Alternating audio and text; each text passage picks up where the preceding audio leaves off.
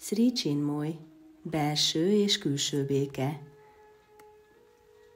Csak a belső béke által lehet valódi, külső szabadságunk. Bevezetés. A világ békéje az államférfiak és politikusok közvetlen ügye. Azon küzdenek, hogy megfékezzék a konfliktusokat, és megakadályozzák a nukleáris háború kitörését, ami a világ legnagyobb városainak létét fenyegetné. Ugyanakkor a béke teljes valójában ott rejlik az élet alapjaiban mindenütt, és ezért mindannyiunk ügye. Ebben a könyvben Sri Chinmoy, az indiai spirituális tanító, olyan alapvető kérdésekre vet fényt, mint például a béke spirituális szempontból történő vizsgálata. Törekvése, hogy az emberi szívekben elősegítse a béke szeretetét, és feltárja, hogy a teremtés az isteni kezdetétől fogva az emberi világig a teremtő békéjében és szeretetében formálódott. Rámutat, hogy a pusztítás csírái az egyéni pszichében rejlenek, hogy a lélek magasabb fényének ellenőrzése nélkül a szenvedély és az ego önkényuralma kerekedik felül a nemesebb érzelmeken. Hangsúlyozza, hogy a béke keresése a legalapvetőbb szinten azt jelenti, hogy magunkkal kell békében lennünk.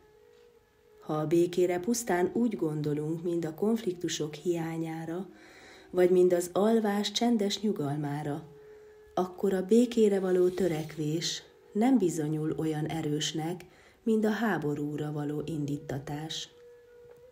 Bár az emberiség már több századra való háborút és konfliktust jegyezhetett fel, hogy emlékeztesse magát a háború természetére, még ez a tetemes gyűjtemény sem képes feltartóztatni a megpróbáltatások egyre növekvő áradatát. Újra meg újra vérönti el a földet. A civilizáció vívmányai porrá omlottak az önző célok hajszolása során, és gyakran annak utóhatásaként a háború adóssága zavarta a béke élvezetét. Mindezek ismeretében kissé valószínűtlennek tűnik azt képzelni, hogy a béke pusztán a háború hiányából áll, figyelmen kívül hagyva azt a lehetőséget, hogy az ember jövőbeli háborúk csíráját hordozza magában. Alaptalan reménykedést azt képzelni, hogy a nukleáris leszereléssel megőrizhető a béke, hiszen amíg az emberek szívében a háborúra való hajlam uralkodik, addig az egykor félretett fegyvereket újra fel lehet fedezni, sőt, felül lehet múlni. A spiritualitás ereje képes megszüntetni az okokat, és így a háborús fegyvereket is. A békére való mélységes törekvésre ösztönöz. Sri Chinmoy a magasabb igazságokról beszél, melyek a világ békéjét a tisztán politikai és történelmi megfontolások fölé emeli. Ha az ember felfelé tekint, a vallás és a spiritualitás tanításaira, más fényben látja az életet. Az élet sokkal inkább egy spirituális vágyódás és zarándoklat lesz, mintsem az emberek közti csatatér.